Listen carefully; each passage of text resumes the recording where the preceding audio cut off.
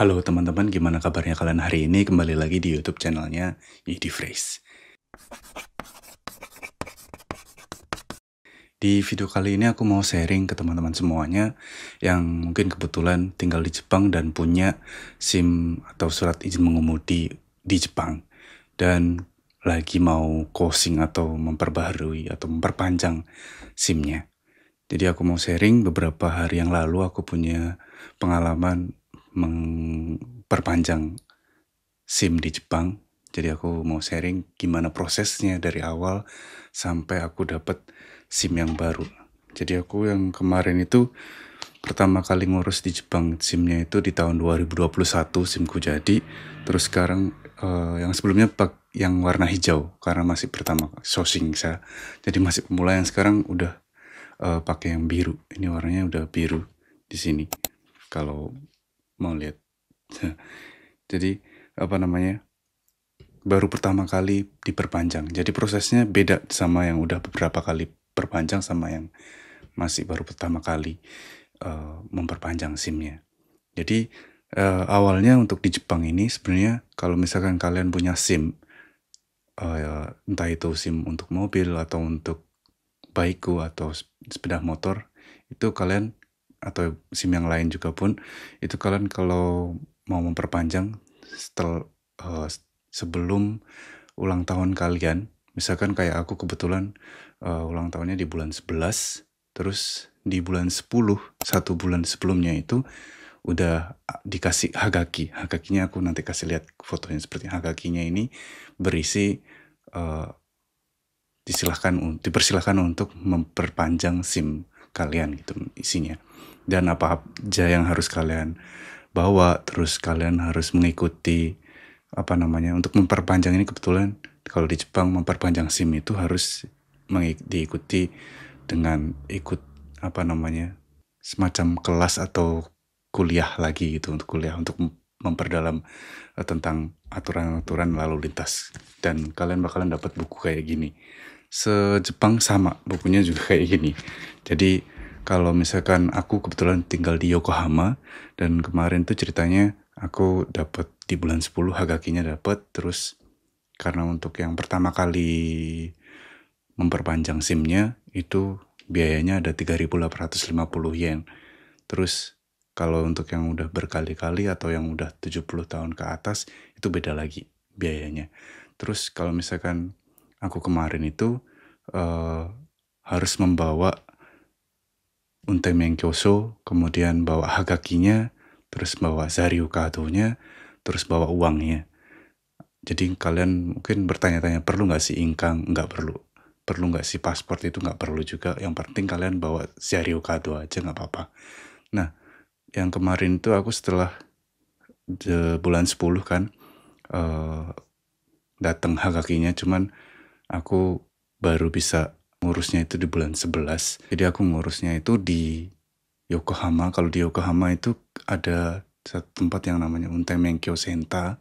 Di situ seluruh di kawasan Yokohama bisa di situ.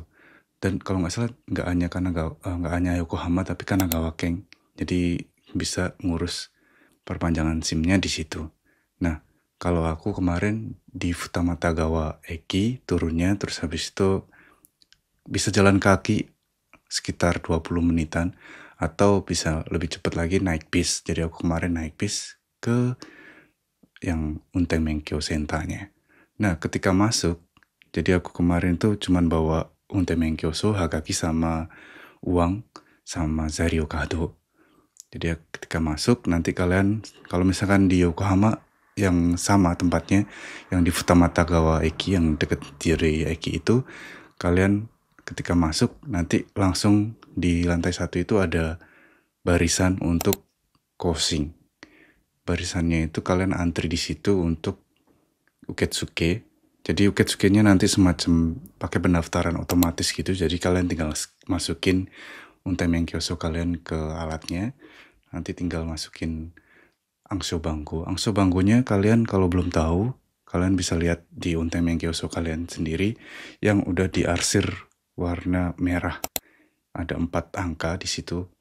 Itu adalah angso bangku kalian. Jadi kalian tinggal masukin angso bangkunya, ngecek data kalian apakah kalian itu benar alamatnya, atau misalkan kalau kalian pindah dari yang alamat sebelumnya ke alamat yang baru, kalian bisa cek dari situ, bisa kalian hengko.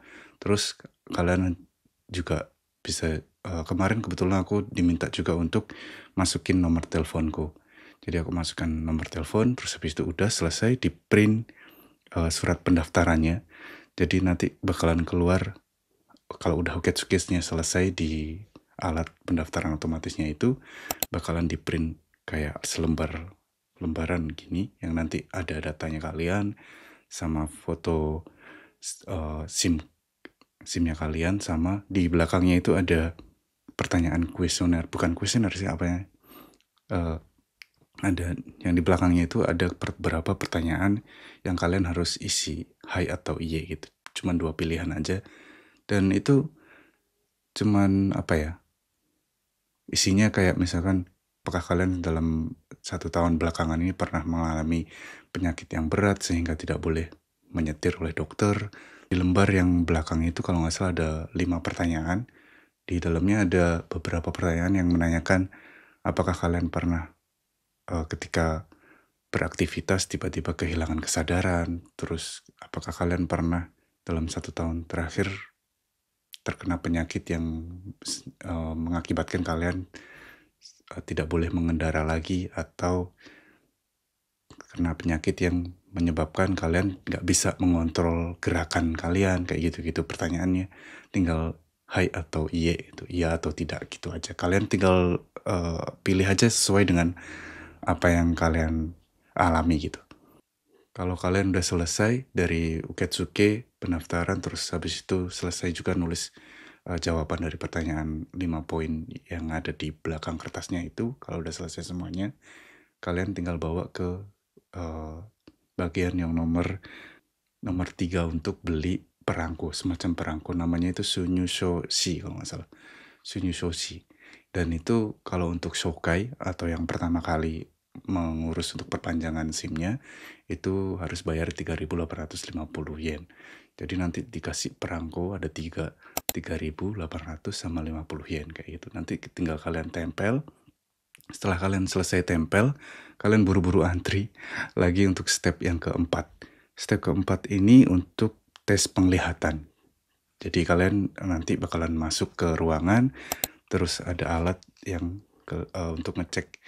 Kalian pernah nggak ikut Kenko Sindang atau medical check up yang harus lihat ngetes penglihatan yang bentuknya C, atau yang C-nya ke bawah, C-nya ke sebelah kiri, sebelah atas gitu. Nanti kalian tinggal jawab aja. Hidari, migi, shita, ue, kayak gitu. Nanti tinggal dicek. Terus kalau udah lolos, nggak terlalu susah sih menurut kalau kalian matanya normal. Atau mungkin kalau misalkan kalian pakai kacamata, harus bawa kacamata juga. Atau contact lens, kalian harus pakai juga. Nggak masalah pakai kacamata atau contact lens kayak gitu. Sorry, ini aku sambil lihat catatannya biar nggak lupa. Jadi setelah tes penglihatannya selesai, nanti kalian bakalan diarahkan ke step berikutnya. Di step berikutnya ini ada pengecekan berkas lagi. Pengecekan berkas ini kalian bener nggak alamatnya bener atau enggak, terus namanya udah bener atau enggak, itu udah kalian dicek. Kalau misalkan ada pergantian alamat, kalian bisa minta untuk diganti di situ juga. Nah, kalian untuk ngeceknya, kalau untuk Gaiko Kucing, kalian harus menyediakan Zario Kado. Jadi kalian bawain keluarin Zario Kadonya, terus kasih lihat ke petugasnya. Kalau udah selesai semuanya, pengecekan berkas selesai, berikutnya di step yang ke-6, kalian ke foto, proses pemotretan. Di situ kalian tinggal bawa aja yang tadi pertama kali Uketsuki Hyo-nya, terus sama nanti Zario Kado itu udah nggak dibutuhin lagi. Jadi kalian tinggal bawa Uketsuki Hyo-nya, terus habis itu kasih ke petugasnya, kalian tinggal foto. Nah, udah selesai foto, berikutnya kalian bakalan diarahkan untuk masuk ke kelas untuk mendengarkan pelajaran atau kuliah pendek lah sekitar 2 jam. Kalau aku kemarin itu dari jam 10 lebih 10 sampai 2 jam berikutnya jam 12-an lebih 15 menit udah selesai. Jadi masuk ke kelas pertama bakalan dikasih liatin video tentang seberapa pentingnya untuk mengendara dengan aman, terus jangan sampai kecelakaan karena nanti bakalan ada video yang memperlihatkan korban kecelakaan, terus keluarganya seperti apa, kayak gitu-gitu. Pernah, kalau misalkan kalian punya pengalaman belajar nyetir di Jepang, itu di belajar nyetir di Jepang juga sering banget dikasih tayangan kayak gitu, supaya memberi bayangan untuk kita untuk lebih hati-hati untuk menyetir gitu ya. Nah, nanti di situ juga ada buku kayak gini, dibagiin buku kayak gini. Nanti kalian bakalan belajar dari buku ini juga. Di sini banyak banget poin-poin pentingnya, terus aturan-aturan baru yang tentang mengemudi kayak gitu. Teman-teman bisa belajar dari situ. Dan yang kalian harus hati-hati, jangan sampai kalian itu ketiduran di kelas. Karena kalau ketika kalian ketiduran di kelas, kalian dianggap nggak ikutin pembelajaran 2 jamnya dan kalian nggak bakalan dapet SIM-nya kalian kayak gitu. Jadi jangan sampai ketiduran. Kalau kemarin beli kopi, jadi minum kopi banyak biar nggak ketiduran di kelas. Walaupun ngantuk banget rasanya emang karena pas jam-jam kayak gitu udah agak lapar juga, terus udah ngantuk. Jadi aku paksa untuk tetap dengerin petugasnya untuk yang udah nyeritain sama yang jelasin tentang aturan-aturan baru sama tentang cara mengendara yang baik kayak gitu. Terus di dalam kelas itu juga ada yang namanya ini, Anjing Unteng Ciko Sindang. Anjing Unteng Ciko Sindang ini kalian cuman kayak lihat kuis ya. Kalian dulu juga pernah deh kayaknya kalau untuk yang ke Kyosujo yang belajar menyetir di Jepang pasti pernah dikasih kayak gini, Ciko Sindang. Kalian itu tipe pengemudi yang seperti apa itu. Kalian tinggal ikutin aja nanti iya atau tidak gitu, iya atau tidak, maru atau batsu gitu. Nanti dilihat seberapa banyak maru yang bener gitu.